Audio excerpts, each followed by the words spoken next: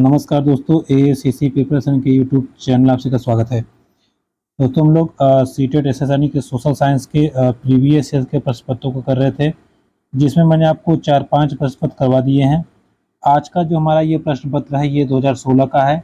देखिए 2016 में 3 बार एग्ज़ाम हुआ था, तो 2016 के हम तीनों एग्ज़ाम के प्रश्न पत्रों को देखेंगे। चूँकि 2017 में नहीं हुआ था, इसलिए 2016 में ही 3 हो गया था, इसलिए 17 में नहीं हुआ था। तो आज हम लोग 2016 के सितंबर के प्रश्न पत्र को देखेंगे और एक एक प्रश्न को निपटाएंगे। चलिए शुरू करते हैं। देखिए पहला प्रश्न लिखा है, आप देखते हैं कि सामाजिक विज्ञान की कक्षा में विद्यार्थी कुछ पूर्वाग्रहों का प्रदर्शन करते हैं। आपकी सबसे उपयुक्त प्रतिक्रिया चुनिए। पूर्वाग्रह मतलब जो पहले कही गई बातें हैं उसको प्रदर्शन करते हैं बच्चे, तो आप क्या कहेंगे? पहला, सामाजिक यथार्थ के आयामों की चर्चा, टिप्पणी पर ध्यान नहीं देंगे, दंडित करेंगे या पढ़ाना बंद कर देंगे? बिल्कुल नहीं। आप क्या करेंगे? सामाजिक यथार्थ के जो आयाम है, जो नियम है, कानून है, उस पर आप एक चर्चा का आयोजन करेंगे ताकि बच्चों की समझ उस पर मजबूत हो सके। ठीक है, तो इसको आप आराम से देख के समझ सकते हैं, ज़्यादा कठिनाई नहीं होनी चाहिए। सामाजिक और राजनीतिक जीवन पढ़ाने के लिए दिए गए उपाय ABC में सबसे उपयुक्त उपायों का आपको चयन करना है। ठीक है, व्यक्ति का अध्ययन बिल्कुल होना चाहिए। परिभाषाएं नहीं, देखिए पढ़ाने के लिए कभी भी परिभाषाओं की वैल्यू नहीं होती। ठीक है, तो पहला नंबर ऑप्शन और सी नंबर दोनों सही है, यानी कि आपका ऑप्शन नंबर ए और सी यानी कि थर्ड नंबर इसका सही आंसर हो जाएगा। ठीक है, व्यक्ति अध्ययन और दृश्य सामग्री सामाजिक अध्ययन के लिए इंपॉर्टेंट होता है। अगला प्रश्न, पाठांत प्रश्नों का सबसे उपयुक्त उपयोग है। देखिए पाठांत मतलब जैसे आपने कोई पाठ पढ़ाया, लास्ट में जो प्रश्न पूछा जाता है उसका क्या प्रयोग हो सकता है। अध्याय से महत्वपूर्ण भागों की पहचान करना, सीखे हुए को समझने में अपने शब्दों में व्यक्त करने में सहायता करना, विद्यार्थियों के लिए अध्याय का सारांश प्रस्तुत करने हेतु सहायता, परीक्षा के लिए प्रश्न। तो इसमें आपका जो सेकंड नंबर ऑप्शन है ये बिल्कुल सही है, यानी कि अगर आप लास्ट में प्रश्न पूछते हो, इससे पता चलता है कि बच्चा जो सीखा है उसकी कितनी समझ बनी है और वो अपने शब्दों में बता पा रहा है या नहीं बता पा रहा है। ठीक है, सतत और समग्र मूल्यांकन के अनुसार आकलन के बारे में निम्नलिखित में से कौन सा उद्देश्य सबसे उपयुक्त है। यानी कि अगर आप आकलन करना चाहते हो तो क्या उद्देश्य होना चाहिए? विद्यार्थी को उत्तर देने के लिए प्रोत्साहित करना, विषय वस्तु के बारे में विद्यार्थियों का प्रत्यास्मरण नहीं, स्मरण नहीं होता, रैंक भी नहीं होता, अंक देना भी नहीं होता। तो आपका जो पहला नंबर ऑप्शन है बिल्कुल सही है। आपको उत्तर देने के लिए बच्चों को उत्साहित करना चाहिए, ऐसा आकलन आपको करना चाहिए। ठीक है, इतिहास आपके लिए सहायक होगा। कैसे सहायक होगा भैया इतिहास? वर्तमान का विकास कैसे हुआ ये समझने में, बिल्कुल सही बात है। वर्तमान का विकास कैसे हुआ था इसको समझने में हमें, अब आप कह सकते हो इतिहास सहायक हो सकता है। ठीक है, दूसरा पढ़ें, हमारे भौतिक और सामाजिक विश्व की गतिविधि समझने में, ये भी सही है, हमें सामाजिक गतिविधि समझने में भी ये सहायक होगा। तीसरा आपका है अतीत की वर्तमान से तुलना, ये भी सही है, पहले क्या था अब क्या है। तो तीनों के तीनों यहाँ पे सही हो जाएंगे। हम आगे बढ़ते हैं। 36 नंबर, एक शिक्षक भारत के विभाजन पर प्राथमिक स्रोतों पर आधारित एक कार्य योजना प्रोजेक्ट बनवाना चाहता है। निम्नलिखित में से कौन सा प्राथमिक स्रोत नहीं है? ठीक है, आपको गलत वाला ढूंढना है। बात को समझिएगा, समाचार पत्र यह है, ये प्राथमिक है, आप सुन करके कर सकते हो। मौखिक इतिहास भी प्राथमिक है। उपन्यास, देखिए उपन्यास आपका प्राथमिक नहीं है। उपन्यास पहले सोचा जाता है, समझा जाता है, फिर उसको लिखा जाता है। ठीक है, उपन्यास सेकेंडरी रिसोर्स है। तो बाकी जो जो तीनों है प्राथमिक हैं और जो ये तीसरा वाला है ये सेकेंडरी है। तो हमसे यही पूछा था कि प्राथमिक कौन नहीं है, तो थर्ड नंबर। ठीक है, उच्च प्राथमिक स्तर पर सम्मिलित किस विषय को सामाजिक विज्ञान में सम्मिलित नहीं किया गया है? ये पीछे भी पूछा था, वहाँ पे चारों ऑप्शन साथ में दिया था, यहाँ पे चारों ऑप्शन अलग अलग देके पूछ रहा है कौन सामाजिक विज्ञान में नहीं है। तो आप एक बार समझ लीजिएगा कि कक्षा 6 से 8 तक की जो पुस्तक है सामाजिक विज्ञान की, उसमें आपका हिस्ट्री है, पॉलिटिक्स है, पॉलिटिक्स बाद आपका इकोनॉमिक्स यानी कि अर्थशास्त्र है, और उसके बाद में अर्थशास्त्र भूगोल जियोग्राफी, ये 4 सब्जेक्ट है। मनोविज्ञान की बात करें तो मनोविज्ञान नहीं है। आप ये गलती मत करिएगा कि सीटेट के अनुसार मनोविज्ञान भी होगा, बिल्कुल नहीं है। कक्षा 6 से 8 की जब बुक आप पढ़ेंगे तो उसमें मनोविज्ञान नहीं है। ठीक है, इस बात को आप ध्यान रखिएगा। अगला क्वेश्चन, जब विभिन्न संदर्भों में रहने वाले दो व्यक्तियों की स्थिति पर कोई वर्णन दिया जाता है, तब सामाजिक विज्ञान के शिक्षक को अपने विद्यार्थियों को प्रोत्साहित करने का प्रयास करना चाहिए, जिससे वे, देखिए, आप क्या विभिन्न संदर्भों में रहने वाले दो व्यक्तियों के बारे में बताना चाहते हो, तो आप क्या करेंगे, हमेशा आपको पॉजिटिव क्वेश्चन निकालना पड़ेगा। जाति में विभेद कर सके नहीं, उसके वर्णन के पात्रों का मूल्य पर निर्णय, ठीक है। जैसे आप दो व्यक्तियों के बारे में बताते हो तो वो जान सकें कि एक्चुअल में दोनों थे क्या, इनकी वैल्यू क्या थी, ठीक है। नेक्स्ट क्वेश्चन, उच्च प्राथमिक स्तर पर निम्नलिखित कथनों में से कौन सामाजिक विज्ञान का सही वर्णन करता है। यह विवेचनात्मक स्रोत और कल्पनाशीलता को प्रेरित करता है, कम वैज्ञानिक है, यह वास्तविक जीवन रोजगार दिलाने के लिए बिल्कुल नहीं, तथ्यों से भरपूर जिन्हें याद करना बिल्कुल नहीं। तो आपका इसमें जो फर्स्ट नंबर ऑप्शन है बिल्कुल राइट है कि विवेचनात्मक स्रोत और कल्पनाशीलता को ये बढ़ावा देता है, या कल्पनाशीलता को ये आप कह सकते हैं कि आगे बढ़ाता है, ठीक है। देखिए क्वेश्चन आपको आंसर सब मिल जाएगा, अगर आप थोड़ा सा दिमाग लगाएंगे तो आपका सब काम क्लियर हो जाएगा।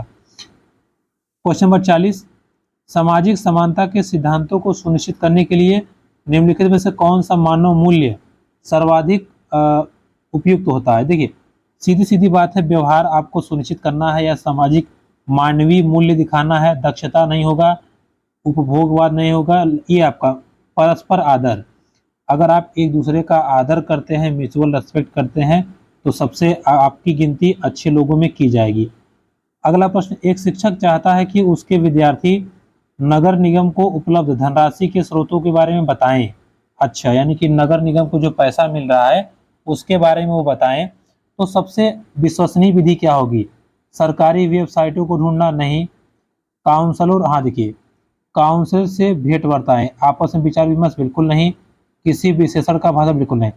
सेकंड नंबर जो ऑप्शन है, काउंसिलर के साथ भेंट वार्ता, यानी कि जो फंड रिलीज करते हैं उनसे आप मिलकर अच्छे से अगर बातचीत करेंगे बच्चे, तो ज़्यादा विश्वसनीय जानकारी प्राप्त होगी, ठीक है। 42 नंबर, निम्नलिखित में से किस सामग्री को पाई आरेख द्वारा सबसे अच्छी तरह से प्रदर्शित किया जा सकता है। देखिए पाई आरेख की बात करें तो ये लाइनिंग वाला, इससे हम किसको अच्छे से दिखा सकते हैं, वायुदाब को नहीं दिखा पाएंगे, जलाशयों का वितरण, समुद्री लहरों का वितरण भी नहीं दिखा सकते आप, और ना तापमान का, क्योंकि ये फ्लक्चुएट करते हैं, कम ज़्यादा होते रहते हैं। लेकिन जलाशयों की वितरण या जलाशयों की संख्या फिक्स होती है, तो इनको हम पाई चार्ट द्वारा दिखा सकते हैं, ठीक है। अगला प्रश्न, कक्षा 6 के स्तर पर पृथ्वी का परिक्रमण, यानी कि पृथ्वी कैसे घूमती है, ये पढ़ाने के लिए सबसे इम्पोर्टेंट क्या होगा। तो मैंने आपको बताया था कि पृथ्वी का प्रतिरूप होता है ग्लोब, और ग्लोब की सहायता से ही हम अच्छे से पढ़ा सकते हैं। तो इसका सही उत्तर क्या होगा, ग्लोब। बाकी तीनों ऑप्शन 2D फिगर हैं, कागज वाले हैं, उससे पॉसिबल नहीं होगा। 44 नंबर, दो विषय ए बी पर विचार करना है आपको, लिंग समानता के बारे में चर्चा करिए और सही उत्तर बताइए। श्रम की महत्ता, गृह स्वास्थ्य के उत्तरदायित्व। देखिए प्रश्न क्या कहना चाहता है पहले आप समझिए। प्रश्न कह रहा है कि दो विषय हैं ए और बी, एक है श्रम की महत्ता और दूसरा है गृह व्यवस्था के उत्तरदायित्व। इसमें आपको ये बताना है कि प्रासंगिक मतलब होता है क्या दोनों सही है या दोनों गलत है। तो भाई श्रम की महत्ता तो होती ही है मेहनत की, और गृह घर की जिम्मेदारी भी होनी चाहिए, तो दोनों के दोनों प्रासंगिक है या दोनों के दोनों सही है। विद्यार्थियों को इतिहासकारों के समान सोचने के लिए प्रोत्साहित करने हेतु निम्नलिखित में से कौन सी विधि उपयुक्त होगी। मतलब जैसे इतिहासकार लोग सोचते थे, अगर आप चाहते हो कि हमारे बच्चे भी वैसे सोचें तो आप क्या कह सकते हैं। देखिए स्रोत विधि, परियोजना विधि, कहानी सुनाने वाली विधि या पूछताछ विधि, यानी कि सबसे ज़्यादा बच्चे कैसे सोचेंगे इस बात पे आपको क्लियर करना है, ठीक है। तो इसका जो राइट आंसर होगा स्रोत विधि। स्रोत मतलब कैसे, जैसे आप पूछ सकते हैं ना कि बताओ बेटा पुराने जमाने में कैसे वो लोग पानी पीते थे, तो तमाम प्रकार की चीजें आप पूछ करके आप जान सकते हैं, ठीक है। आगे, कारखाना विषय पढ़ाने के लिए सबसे उपयोगी, देखिए कारखाना विषय हो, कृषि हो, जंगली जीवन हो, जंगल हो, कोई भी चीज़ अगर आपको बच्चों को सिखानी है, अगर आप उनको वहाँ ले जाते हो, भ्रमण कराते हो, गमन कराते हो, तो सबसे बेस्ट तरीका है। तो यहाँ पे देखिए जो आपका पहला नंबर है, कहानी सुनाना बिल्कुल नहीं सही है, आप निमंत्रित करना ही। देखिए किसी औद्योगिक कारखाने की यात्रा, आप बच्चों को वहाँ ले जाइए, दिखा दीजिए, बच्चे एकदम बेटर तरीके से सीख लेंगे। अगला प्रश्न है, ऋग्वेद के विषय में क्या सही है, सही उत्तर चयन कीजिए। देखिए ऋग्वेद 3500 वर्ष पूर्व लिखे गए, बिल्कुल सही बात है, 3500 वर्ष पहले लिखा गया था। प्राकृत भाषा नहीं, ऋग्वेदों की रचना संस्कृत भाषा में हुई है। किसके? संस्कृत भाषा में। इसमें 1000 नहीं, इसमें 10,000 प्रार्थनाएं हैं। तो ऑप्शन नंबर ए सही है, बाकी बी और सी गलत है। सेकंड नंबर ऑप्शन देखिए, ए सही है, बी और सी गलत है। सब आपको नोट्स में मिल जाएगा। नोट्स नहीं, आप मैंने आपको ब्रह्मास्त्र दिया है, अगर आप उसका इस्तेमाल करेंगे तो आपका अच्छे से काम हो जाएगा। अगला प्रश्न, मानाकी पर्वत सागर की सतह से नीचे स्थित है, इसकी ऊंचाई एवरेस्ट से भी अधिक है, यह किस सागर में स्थित है? तो ये आपका स्थित है प्रशांत महासागर में। ठीक है, किसमें? प्रशांत महासागर में। विनय पिटक एक ग्रंथ है जो अभिलेखित करता है। देखिए विनय पिटक जो ग्रंथ है वो बौद्ध धर्म को बताता है, ये बात आप ध्यान रखे रहिएगा एकदम क्लियर कट तरीके से। ये देखिए कल भी आया था, पटवारी लेखपाल के कार्य किसके नेतृत्व में होते हैं? तो लेखपाल उत्तरदायी होते हैं तहसीलदार को, यानी कि तहसीलदार उनको जैसा निर्देश देगा वैसे ही लेखपाल काम करते हैं। ठीक है, क्वेश्चन नंबर 50। आगे, महापाषाणों के विषय में निम्नलिखित कथनों में से क्या सही है? ये भूमिगत और दृष्टि से ओझल रूप में पाए गए थे, ये पत्थर के औजार के लिए कच्चा माल उपलब्ध कराते थे, ये भारतीय उपमहाद्वीप के उत्तर पश्चिम में संकेंद्रित हैं, इनका उपयोग दफन करने की जगहों को चिन्हित करने के लिए। बिल्कुल सही बात है। ठीक है, पाषाण काल में ज्यादातर पत्थरों का प्रयोग हथियारों के लिए तो हुआ ही था, लेकिन ज्यादातर पत्थरों का प्रयोग किया गया था किसी डेड बॉडी को दफनाने के बाद चिन्हित करने के लिए। ठीक है, चिन्हित करने के लिए कि हम दादा रहे हैं, हमारे ममा रहे हैं। ठीक बा, इस चीज को ध्यान रखिएगा। आगे निम्नलिखित में से कौन सी भूकंपी तरंगे नहीं है? तो मैंने आपको बताया था प्राथमिक होता है, द्वितीयक होता है, धरातली होता है। धरातली मतलब पृष्ठी, उसमें से अनुदैर्घ्य तरंगे होती हैं, अनुप्रस्थ होती हैं और पृष्ठी, ये तीन होती हैं। पोताश्रयी तरंगे नहीं होती। पोताश्रयी तरंगे मतलब जो जहाज से निकलती हैं। ये क्वेश्चन पहले भी पूछ चुका है, फिर पूछ रहा है। ईडूसैट क्या है? तो ईडूसैट एक रॉकेट होता है। रॉकेट या आप कह सकते हैं कि उपग्रह होता है जिसको हम लॉन्च करते हैं। सूर्य की कक्षा में चारों तरफ ये घूमता रहता है और हमें जानकारी देता रहता है। ठीक है, तो इसका जो सही उत्तर होगा वो क्या होगा? पहला नंबर ऑप्शन। अगला है, निम्नलिखित परिमंडलों में से किसमें मानव सहित जीवित जीव? तो जीवित जीव जीवमंडल में पाए जाते हैं, इसमें तो कोई कंफ्यूजन हो ही नहीं चाहिए, आराम से आप निकल सकते हैं। भारत के दक्कन का पठार जो बेटसाल चट्टानों से बना है किस श्रेणी के अंतर्गत आता है? देखिए पहली बात, जो पठारी भाग है वो बना है आग्नेय चट्टान से। किससे? आग्नेय चट्टान से। तो इसमें पहला तो होगा नहीं और न लास्ट वाला। अब बचा बहिर्भेदी और अंतर्भेदी। देखिए मैंने आपको बताया था, जब मान लीजिए ज्वालामुखी है, ज्वालामुखी के नीचे यहाँ होता है अंदर अंतर्भेदी आग्नेय। जब ये उबलता है, खौलता है, खौलने के बाद जब ज्वालामुखी विस्फोट होकर बाहर आता है और जब जमीन पे फैलता है तभी पठारों का निर्माण होता है। अर्थात बहिर्भेदी आग्नेय चट्टानों से या बहिर्भेदी आग्नेय चट्टानों से ही दक्कन के पठार का निर्माण हुआ है। ठीक है, अंतर्भेदी नहीं। अंतर्भेदी मतलब जो जमीन के अंदर है और बहिर्भेदी मतलब जो जमीन के बाहर है। ठीक है, अगला पढ़ते हैं। निम्नलिखित स्वरूपों में से किसमें खनिज निक्षेपों की प्रचुरता पाई जाती है? अभी मैंने आपको बताया कि जो पठार होते हैं इनका जो निर्माण होता है कैसे होता है? इनका निर्माण होता है ज्वालामुखी के फटने से। तो ज्वालामुखी जहाँ फटता है वहाँ खनिजों की प्रचुरता होती है, यानी कि पठारी भाग में सबसे ज्यादा खनिज हमें देखने को मिलते हैं। अगला है, लोकतंत्र के चुनाव के संबंध में निम्नलिखित दो कथनों पर आपको विचार करना है। विचार करने के पश्चात आपको सही उत्तर बताना है। पहला, प्रतिनिधि लोकतंत्र में लोग अपने प्रतिनिधियों को चुनकर अप्रत्यक्ष रूप से भाग लेते हैं। वे प्रतिनिधि पूरे देश के लिए कानून नियम बनाते हैं। देखिए बात को समझिएगा, जो जब चुनाव होता है, चुनाव चुन के जो भी सदस्य पार्लियामेंट में या कहीं भी जाते हैं तो वो कानून बनाने में मदद बिल्कुल करते हैं। दूसरा है, सरकारी नियमित चुनावों की बदली की जा सकती है, बिल्कुल की जा सकती है। लोकतंत्र में यही है कि अगर कोई सा गवर्नमेंट अच्छा काम नहीं कर रही है तो आप उसको चेंज कर सकते हैं और गवर्नमेंट को बदल सकते हैं। ठीक है, तो ये आप ध्यान रखते रहिएगा, यही इसका अच्छा वर्क है। ठीक है, चलिए आगे बढ़ते हैं। तो अच्छा बोलिए, इसका आंसर समझ लीजिए, इसका आंसर है दोनों राइट है, यानी कि दोनों के दोनों यहाँ पे ऑप्शन आपके सही हो जाते हैं। ठीक है, चलिए आगे बढ़ते हैं। क्वेश्चन नंबर 58, निम्नलिखित में से कौन सा मुगल चार बहार का स्थल नहीं है? देखिए मुगल चार बहार की बात करें, यानी कि जो उसका चार बहार एरिया बना हुआ है, उसके कौन कौन से इलाके हैं? उसमें देखिए हुमायूं का मकबरा आता है, उसमें आपका शालीमार बाग आता है, लाल महलवारी, ये कूत उल इस्लाम जो मस्जिद है ये आपका मुगल के चार बाग में नहीं आता, ये ध्यान रख रहिएगा, ठीक है। चार बाग जो होता है नहीं आता। भारत में पंचायती राज प्रणाली के संबंध में निम्न में से कौन सा कथन सही है? पहला, ग्राम सभा के सचिव का चुनाव उसके सदस्यों द्वारा किया जाता है। जिला परिषद नहीं, बिल्कुल नहीं। ग्राम पंचायत की अवधि 4 साल नहीं 5 साल होती है। ये संवैधानिक दिशा निर्देश के अंतर्गत देश के प्रत्येक राज्य में पंचायतों के संबंध में अपने कानून होते हैं, ठीक है। यानी कि हर एक राज्य में अलग अलग कानून होते हैं पंचायतों के संदर्भ में। ये देखिए एकदम same to same question repeat कर गया। बीजक और पंचवाड़ी किसने लिखा है? ये कबीरदास जी ने लिखा था, तो इसको आपको फट से मार के निकल जाना है।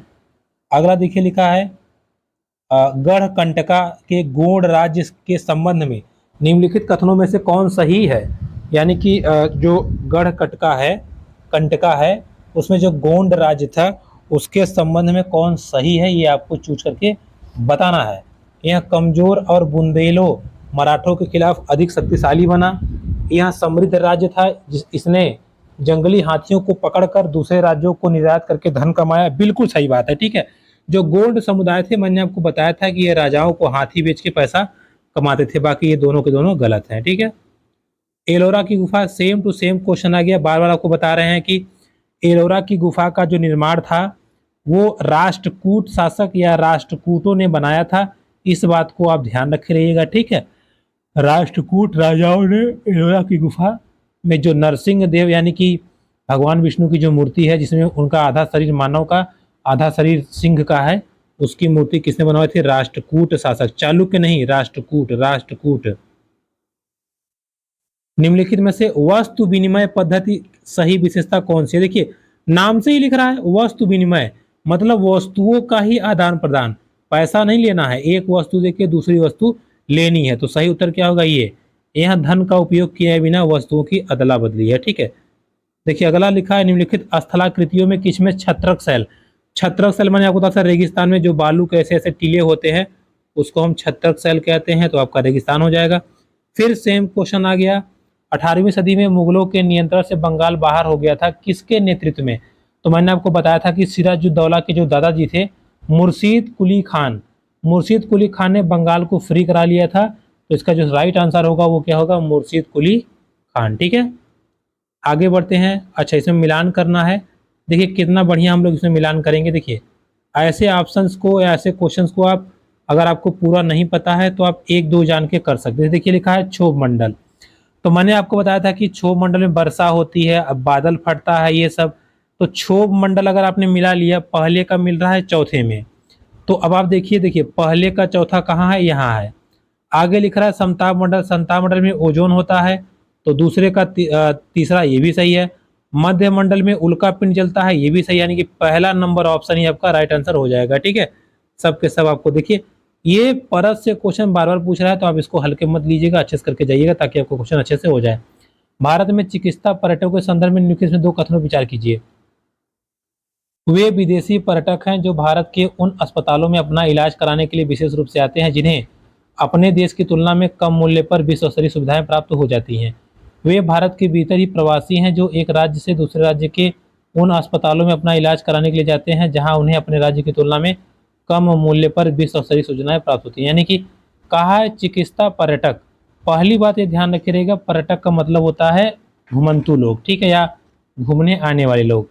तो यहाँ पे जो बोल रहा है ये दोनों के दोनों गलत हैं। पहली चीज, विदेशी पर्यटक जो आते हैं वो इलाज कराने के लिए आते ही नहीं है, ठीक है, चिकित्सा पर्यटक। तो यहाँ पे दोनों के दोनों गलत हैं। आप इस बात को ध्यान, अच्छा एक मिनट, हाँ लिखा है विदेशी पर्यटक, ठीक है, ये सही है, पहला सही है, दूसरा गलत है, ठीक है। पर्यटक मतलब जो जो बाहर से आते हैं, तो ए सही है और बी गलत है। देखिए रमाबाई जो महिला शिक्षिका की योद्धा थी, कभी स्कूल नहीं गई, फिर भी उन्हें पंडिता की उपाधि दी गई। देखिए भाई अगर वो स्कूल नहीं गई है, पढ़ने लिखने नहीं जानती है, अगर किसी तरीके से उन्होंने ज्ञान अर्जित कर लिया या पढ़ाई लिखाई कर ली बगैर स्कूल गए, तभी तो वो ज्ञानी कहलाएंगी। तो इसका जो थर्ड नंबर ऑप्शन है बिल्कुल सही हो जाएगा।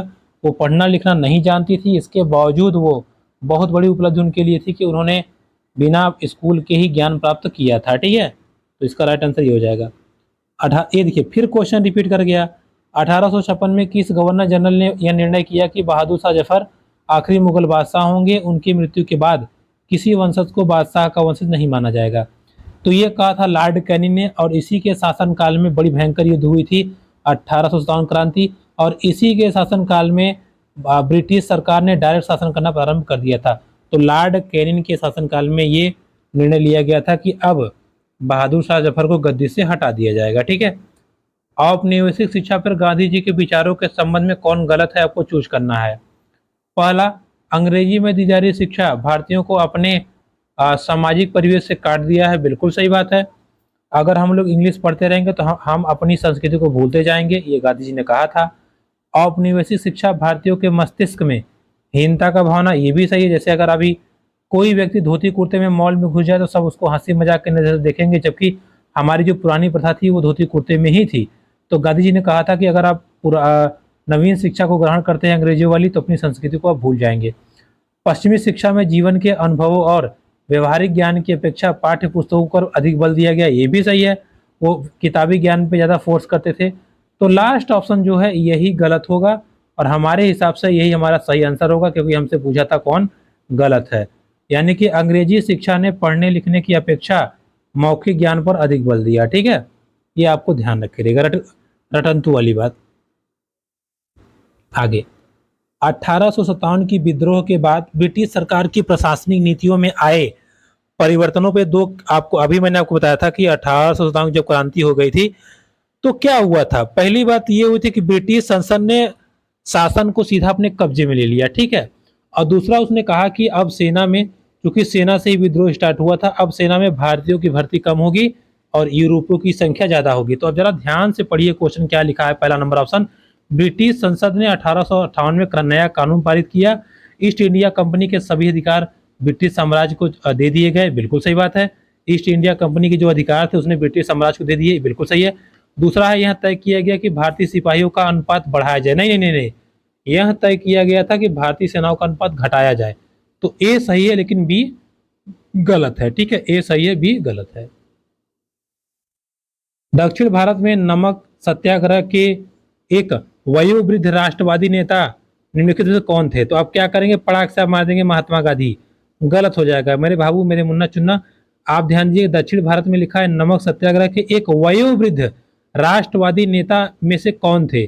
गांधी जी ने शुरुआत किया था नो डाउट, लेकिन अगर ऐसे पूछ लिया दक्षिण भारत में, बिल्कुल दक्षिण भारत में, तो सी राजगोपालाचारी। ठीक है, सी राजगोपालाचारी, चक्रवर्ती राजगोपालाचारी नेता थे नमक आंदोलन के, और ये हमारे प्रथम भारतीय गवर्नर जनरल भी थे। ज्योतिबा बाई फुले ने अपनी पुस्तक गुलामगिरी को किन्हें समर्पित किया है? जब हमारे यहाँ दास प्रथा चल रही थी या हमारे यहाँ अंग्रेज शासन कर रहे थे, तो ज्योतिबा बाई फुले ने अपनी किताब लिखी थी पुस्तक, जिसमें उन्होंने बताया था कि दासों को दास बना के रखना अनुचित है, क्योंकि अमेरिका में भी दास प्रथा का उन्मूलन हो चुका है। तो अर्थात उन्होंने अमेरिका में दास प्रथा के बारे में जिक्र किया था। तो इसका राइट आंसर क्या होगा, ऑप्शन नंबर थर्ड। भारत में उच्च न्यायालय के संबंध में कथनों पर विचार कीजिए। अच्छा, विचार करते हैं। उच्च न्यायालय राज्य की सरकारों के अंतर्गत आते हैं और उनकी तरह कार्य करते हैं, बिल्कुल नहीं। उच्च न्यायालय बिल्कुल स्वतंत्र होते हैं, वो किसी के बाप के नौकर नहीं होते। उच्च न्यायालय में सभी न्यायाधीशों की नियुक्ति राज्य के मुख्यमंत्री के, नहीं नहीं बिल्कुल नहीं, राज्य के मुख्यमंत्री नहीं। उच्च न्यायालयों की नियुक्ति अगर हम बात करें तो राष्ट्रपति महोदय करते हैं, इस चीज को ध्यान रखिएगा। ठीक है, तो इसमें दोनों के दोनों ऑप्शन गलत हैं। फर्स्ट नंबर आपका क्या होगा, सही आंसर हो जाएगा। आगे बढ़ते हैं, क्वेश्चन नंबर 75 देखते हैं। लिख रहा है निम्नलिखित मदों में कौन सी मद कैल्को नाम से जानी गई? इसे पुर्तगाली भारत से ले गए। देखिए, अगर पुर्तगालियों की बात करें तो पुर्तगाली बहुत सारी चीजें, जैसे सोना हो गया, यहाँ से मसाले ले गए थे, बहुत सारी चीज लेके गए थे, लेकिन वो यहाँ से सूती कपड़े लेके गए थे, जिसको वो लोग सूती कपड़ों को वो लोग बोलते थे कैलिको। क्या बोलते थे, कैलिको। तो इसका जो राइट आंसर होगा वो क्या होगा, आप देख सकते हैं सूती कपड़ा, यानी कि ऑप्शन नंबर थर्ड जो होगा वो राइट आंसर हो जाएगा। ठीक है, सूती कपड़े। आगे, एक शिक्षक अनुभव करता है कि उच्च प्राथमिक स्तर पर विषय का भार बहुत है। निम्नलिखित में से सबसे अच्छे उपागम का सुझाव कीजिए जो इस समस्या का समाधान करे। यानी कि वो देख रहा है कि कोर्स बहुत ज्यादा है तो क्या कर सकता है। क्रियाकलाप छोड़ दे क्योंकि उसका परीक्षण नहीं होता। प्रत्येक अध्याय से महत्वपूर्ण क्षेत्रों की पहचान कर नोट्स बनाए। सारे पाठ्यक्रम को जल्दी पढ़ा दे। ऐसी विषय वस्तु विकसित करे जो समय सीमाओं को पार करके प्रत्यायों को सीखा जा सके। देखिए कितना बढ़िया चीज लिख रहा है। आप छोड़ नहीं सकते, आपको पढ़ाना तो पड़ेगा ही, और ना ही आप ऐसा कर सकते हैं जिससे बच्चों को जल्दी जल्दी पढ़ा के भाग जाएं आप और बच्चों को समझ में ही ना आए। तो आपको क्या करना पड़ेगा, देखिए बात को समझिएगा। आप एक ऐसी विषय वस्तु विकसित कीजिए जो विषय सीमाओं को पार करके नए प्रत्ययों को सीख सके। ठीक है, तो आपका फोर्थ नंबर ऑप्शन क्या होगा, सही होगा। अधिक गहराई में स्थित खनिज निक्षेपों तक पहुंचने के लिए गहरे छिद्र, देखिए छिद्र बनाना मतलब होता है ड्रिलिंग, लेकिन जब गहरे छिद्र कहेगा तो कूपी खनन, कुपकी कुपकी खनन मतलब कुएं जैसा छेदते चले जाएं, उसको हम कहते हैं कूपी की खनन।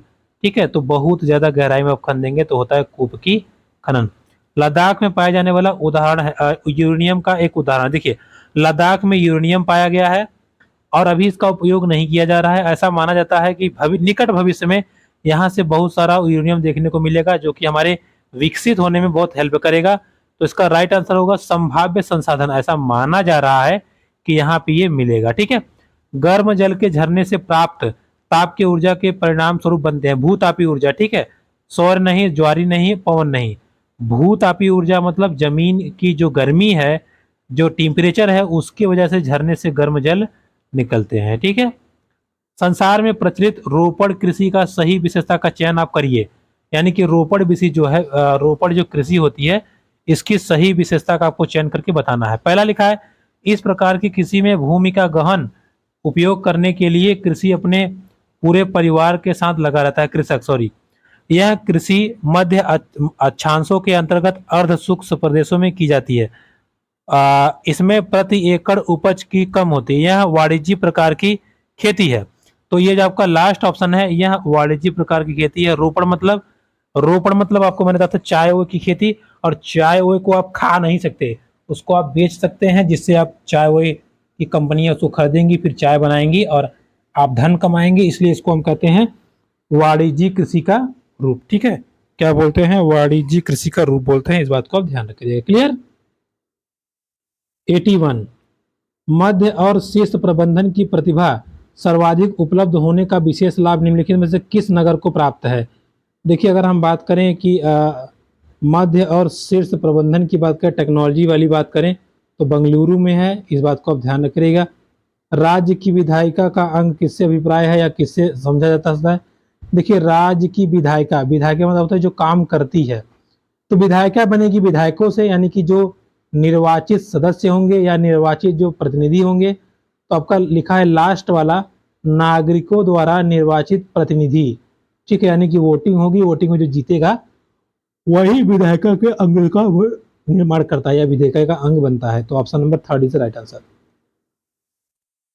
फौजदारी कानून के अंतर्गत निवारण के बारे में निम्नलिखित में से कौन कथन सही है। पहला, सबसे पहले पुलिस के पास प्रथम सूचना रिपोर्ट दर्ज करानी होगी।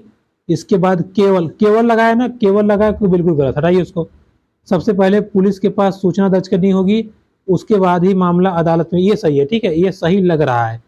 रिपोर्ट दर्ज नहीं, गलत है, नहीं गलत है। सबसे पहले आपको थाने में रिपोर्ट दर्ज करानी पड़ेगी, उसके बाद आपको कोर्ट में जाना पड़ेगा। ठीक है, फौजदारी के अंतर्गत ये मामले आते हैं। तो राइट आंसर क्या होगा, option number 2 is the right answer. अगला, अपराध की जांच करने में पुलिस की भूमिका के संदर्भ में निम्नलिखित कथनों में कौन सही है। यानी कि अगर आप अपराध की जांच कर रहे हैं तो इनमें राइट क्या होगा, एकदम बिल्कुल सही हो क्या होगा, पुलिस के संदर्भ में आपको बताना है। पहला नंबर, पुलिस हिरासत में लिए गए इकबालिया बयान को पुलिस आरोपी के खिलाफ सबूत के रूप में इस्तेमाल कर सकती है, नहीं, बिल्कुल नहीं कर सकती। सर्वोच्च न्यायालय के दिशा निर्देश पुलिस को जांच के दौरान किसी को सताने, पीटने या गोली मारने की अनुमति नहीं देते, जबकि पुलिस वाले ऐसा बहुत करते हैं। लेकिन ये है कि सर्वोच्च न्यायालय कहा है कि जांच के दौरान आप किसी को मारेंगे नहीं, केवल जांच करके चले आएंगे। ठीक है, तो इसका राइट आंसर क्या होगा, सेकंड नंबर। बाकी दोषी वगैरह सब ऐसा कुछ नहीं है। मौलिक अधिकारों के विषय में कथनों पर विचार करिए और बताइए। भारत के संविधान में दिए गए सभी मौलिक अधिकार न्यायालय में बाध्यकारी हैं। शोषण के विरुद्ध अधिकार नागरिक को उच्च स्तर न्यायालय में ले जाने के लिए अनुमति प्रदान करता है यदि वह समझता है निचले स्तर के न्यायालय द्वारा दिया गया निर्णय अन्यायपूर्ण है। अब बात को समझिएगा, बोल रहा है कि मौलिक अधिकार के संदर्भ में क्या, देखिए मैंने आपको बताया था कि मौलिक अधिकार आपको दिए गए हैं, लेकिन विशेष परिस्थिति में सारे के सारे मौलिक अधिकार आपसे छीने जा सकते हैं न्यायालय द्वारा। तो दोनों के दोनों सही हैं, इस बात को ध्यान रखे रहिएगा। साथ ही साथ आप ये भी ध्यान रखे रहिएगा कि इसमें शोषण के विरुद्ध जो है उच्च स्तर न्यायालय में जाने की अनुमति देता है। तो दोनों के दोनों सही है, ऑप्शन नंबर 4। आगे देखिए, आपको क्वेश्चन पढ़ के उत्तर देना है 3 क्वेश्चन का, 86, 87, 88। पहिए या व्हील चेयर का उपयोग करने वाले रंजन की कक्षा विद्यालय की तीसरी मंजिल पर है। वह प्रत्येक दिन सहायक की प्रतीक्षा करता है जो उसे बिठाकर विद्यार्थी की भीड़ से होकर ले जाए। यानी कि देखिए, तीसरी अगर मंजिल पे आपकी कक्षा चल रही है, एक बच्चा जो व्हील चेयर से चल रहा है वो वहां तक नहीं पहुंच सकता, ये किसका हनन हो रहा है? तो ये हो रहा है अनुच्छेद 15। मैंने आपको बताया था कि समानता का अधिकार जो है 1915 में है, मौलिक अधिकार के अंतर्गत। उसके तहत आप किसी अपाहिज या किसी विकलांग बच्चे के साथ अन्याय नहीं कर सकते, जो कि प्रश्न में अन्याय किया जा रहा है। इसलिए हमारा राइट आंसर क्या होगा? Option number 2। अब उसी को दिमाग अगला लिखा है, विकलांगता अधिनियम 1950 के किस प्रावधान का पालन विद्यालय नहीं कर रहा है? ठीक है, यानी कि जो प्रावधान बना था उसका पालन जो है विद्यालय नहीं कर रहा है। ठीक है, तो इसको हम देखते हैं। देखिए, विद्यालय को तो ये चाहिए था कि बच्चों को चलने के लिए रैंप वॉक वगैरह बना देता, उसको खेलने के लिए बाहर निकाल देता। तो ये सब चीज़ें बच्चे करते भी हैं, देखिए यहाँ किए भी हैं। जैसे आप कहीं भी देखेंगे लिखा है विकलांगता अधिनियम के दौरान किस प्रावधान का पालन नहीं किया जा रहा है। नहीं किया जा रहा मतलब कोई क्या चीज़ नहीं हो रहा है। ये 3rd नंबर, रैंप वाले सार्वजनिक स्थानों और भवनों तक की सुरक्षित पहुंच, ऐसा कोई व्यवस्था ही नहीं है। रंजन के प्रति सहानुभूति के विकास के लिए विद्यार्थियों के साथ किया गया निम्नलिखित में से कौन सा क्रियाकलाप सबसे उपयुक्त होगा? ठीक है, सबसे उपयुक्त कौन सा क्रियाकलाप होगा किसके लिए भैया? विद्यार्थियों के विकास के लिए, सहानुभूति विकास। नेक्स्ट, व्हील चेयर को कैसे उठाया जाए, इस पर एक विचार भी नहीं, बिल्कुल नहीं। ये देखिए 3rd नंबर, एक नाटक का आप आयोजन कीजिए जैसे हर एक बच्चा अनुभव कर सके कि रंजन को कितनी तकलीफ होती होगी जब वो अपने आप को असहाय महसूस करता होगा। ठीक है, 89, किसी ऐतिहासिक वर्णन का चुनाव करते समय निम्नलिखित में से किस उद्देश्य पर विचार किया जाना चाहिए? मूल्यपरक निर्णय, लोकप्रिय घटनाओं को उजागर करना, प्रसिद्ध व्यक्तियों का मूल्य वर्धन, एंड द लास्ट वन, कारणात्मक संबंध और निष्कर्ष स्थापित करना। इसका राइट आंसर क्या होगा? Option number 4। ठीक है, अब लास्ट क्वेश्चन हम पढ़ लेते हैं जो कि हमारा यहाँ पे क्लियर हो जाएगा। देखिए क्या लिख रहा है, आप नए राज्य पाठ में चोल विषय पढ़ा रहे हैं, यानी कि चोल वाला जो टॉपिक उसको आप पढ़ा रहे हैं। पाठ के अंत में अन्यत्र खंड में चीन के तांग राजवंश की सूचना दी गई है।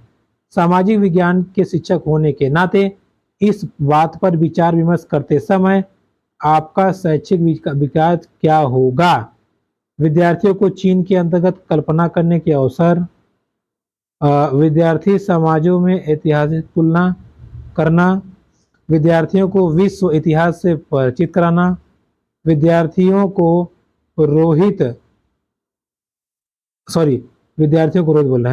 विद्यार्थियों को रोचक तथ्यों के प्रति जागरूक बनाना।